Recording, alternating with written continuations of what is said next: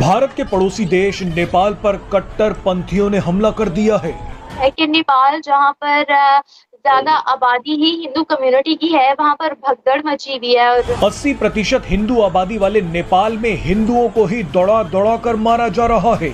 उन पर पत्थरबाजी की जा रही है, घर की छतों से मोटी मोटी ईंटें फेंकी जा रही हैं। तो इस तरीके से वहां पर हिंदू के शोभा यात्रा पर बहुत जबरदस्त आक्रमण जो है, बहुत जबरदस्त आतंकी हमला जो है वो नेपाल में मुसलमानों ने हिंदुओं के ऊपर किया। 2017 से मैंने आवाज उठाना स्टार्ट किया है। तो जब से मैंने आवाज उठाना स्टार्ट किया है, तब से मुझे ही रोज कुत्ते से फक करवाते हैं, मेरी माँ को कुत्ते से फक करवा देते हैं। रोज मुझे ऐसी गालियां मिलती हैं, पर उसके अगेंस्ट में कोई भी केस नहीं हो सकता है।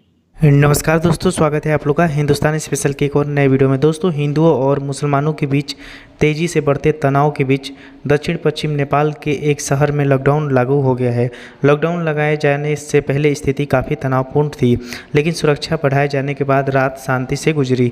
अधिकारियों ने इस बात की जानकारी दी। क्षेत्रीय केंद्र शहर नेपालगंज में सप्ताहांत में परेशानी तब शुरू हुई जब एक हिंदू लड़के ने सोशल मीडिया पर मुसलमानों के बारे में एक स्टेटस पोस्ट किया।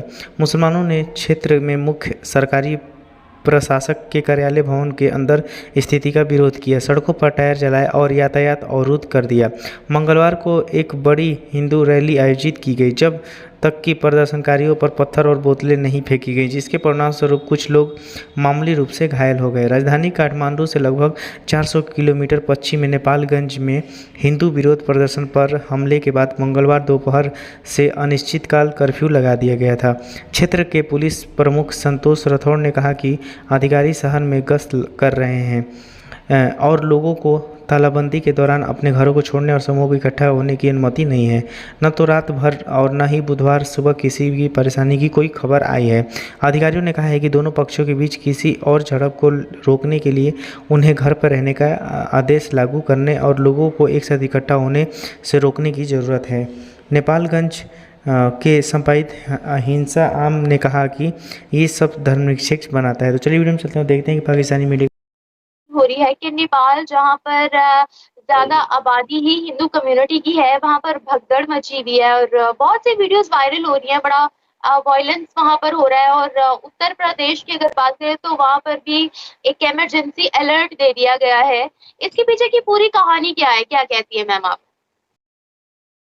2008 तक नेपाल हिंदू राष्ट्र था।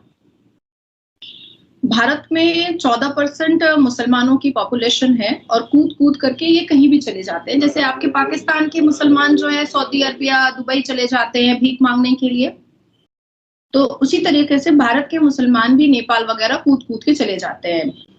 अब बात ऐसी है कि कर्फ्यू नहीं, पूरा का पूरा लॉकडाउन जैसा माहौल कर दिया गया है।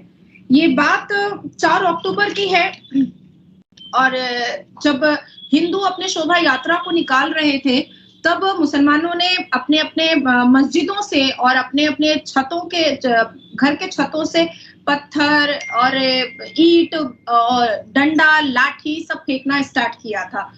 बज़ाफ्ते छतों पर और मस्जिद के छतों पर पत्थर का पूरा इंतजाम किया गया था। बड़े पत्थर, छोटे पत्थर, मंझले पत्थर और भी छोटे पत्थर, मिनी पत्थर, सारी चीजों का इंतजाम चीजों के बारे में बहुत पहले से ख्याल करके रखता है। तो इस तरीके से वहां पर हिंदू के शोभा यात्रा पर बहुत जबरदस्त आक्रमण जो है, बहुत जबरदस्त आतंकी हमला जो है वो नेपाल में मुसलमानों ने हिंदुओं के ऊपर किया, जिसकी कुछ तस्वीरें और कुछ वीडियोस हमने देखे भी हैं। और जिस तरह से देखिए, सनातनी जो होते हैं वो बड़ी खुश मिजाजी से और बड़े सुकून से अपनी शोभा यात्रा निकालते हैं। जैसे भारत में वेस्ट बंगाल में राम भगवान का नाम नहीं लिया जा सकता है। अगर राम भगवान का नाम लिया जाएगा या राम भक्तों के द्वारा कोई राम भगवान के लिए यात्रा निकाली जाएगी, तो यहाँ पर जेल भेज दिया जाता है। जिस जगह मैं अभी बैठी हुई हूँ, वेस्ट बंगाल में।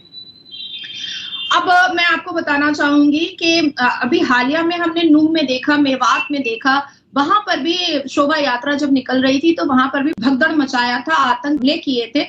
तो आप लोग को पता नहीं कौन ये बात बता देता है कि भारत में मुसलमान बहुत डिप्राइव हैं, नेपाल में मुसलमान बहुत डिप्राइव है। अरे नहीं, तो बात तो इतनी है कि जिस हिसाब से पत्थरों को फेंका गया है, जिस हिसाब से ये आतंक और जिहादी जो पूरा एक सर्कमस्टांसेस बनाया गया है, ये कोई अचानक से हुआ नहीं है। ये पहले से रणनीति बनाई गई थी और पहले से तय किया था कि भाई हमको ये काम अंजाम देना है और हिंदुओं को परेशान करना है। हालांकि 2000, मैं फिर से दोहराना चाहती हूँ कि हालांकि 2008 तक नेपाल हिंदू राष्ट्र था।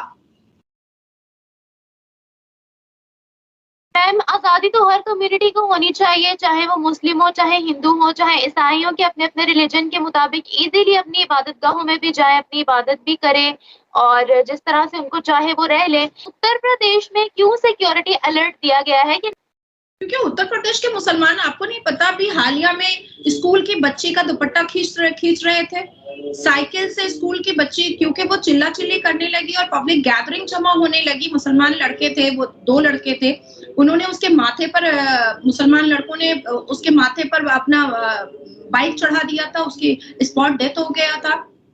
ये खबर आप लोगों को नहीं मिली है क्या? वहां पर उत्तर प्रदेश में मुसलमान लड़कों ने बहुत आतंक मचाया हुआ है, बहुत ज्यादा आतंक मचाया हुआ है। रेप करना, मोलेस्टेशन करना, लड़कियों को उसके साथ छेड़छाड़ करना, वो लड़की। तो दोस्तों, जैसे कि आपने इस वीडियो में देखा कि जो पाकिस्तान की मीडिया है उस पे जो हमारी इंडियन जो बहन है, उन्होंने जाके साफ तरीके से बताया कि आखिरकार मुसलमानों के प्रति नफरत पूरी दुनिया में क्यों बढ़ रही है। दोस्तों, हम सब मुसलमानों की इस बारे में बात नहीं कर सकते क्योंकि बहुत सारे मुसलमान जो है वो अच्छे भी हैं, लेकिन जो कट्टरपंथी एक संगठन जो कि मुसलमानों में है, वो लगातार मुसलमानों की पूरी दुनिया में बेइज्जती करवाते हैं। क्योंकि जब इस प्रकार के दंगे मुसलमानों द्वारा कराए जाते हैं तो वहाँ पर कट्टरपंथियों के बारे में बात नहीं की जाती, बल्कि पूरे मुसलमान को ही लपेट लिया जाता है और इससे कहीं ना कहीं जो नुकसान है वो मुसलमानों को भी होता है। आपने देखा होगा कि ये स्थिति जो अभी नेपाल में बनी हुई है, जिसमें कि छत के ऊपर से पत्थर फेंके गए, जो बोतल्स हैं, मतलब जिसमें कि आग लगाकर उसको फेंका गया, तो ये सब चीज़ नेपाल में तो हो ही रहा है, लेकिन ये पहली बार नहीं हुआ। ये इससे पहले ये सब देखने को भारत में भी मिल रहा था और इसी वजह से जो यूपी का क्षेत्र जो कि नेपालगंज से लगता है, वहाँ पे भी कर्फ्यू लगा दिए गए। इससे साफ पता चलता है कि आने वाले दिन जो है वो नेपाल के लिए अच्छा नहीं है। और दोस्तों, नेपाल आपको पता होगा कि 2008 तक एक हिंदू राष्ट्र था और आज भी जो ज़्यादा आबादी है वो हिंदुओं की है, लेकिन फिर भी इस प्रकार की हिंसा उस देश में हो जाना ये दिखाता है कि कहीं ना कहीं हिंदू जो हैं वो उतना ज़्यादा अपने लिए लड़ते नहीं है। तो दोस्तों, इस पर आपकी क्या राय कमेंट करके बताइएगा और अगर आपको वीडियो पसंद है तो वीडियो को लाइक, हमारे चैनल हिंदुस्तानी स्पेशल को सब्सक्राइब कर लें।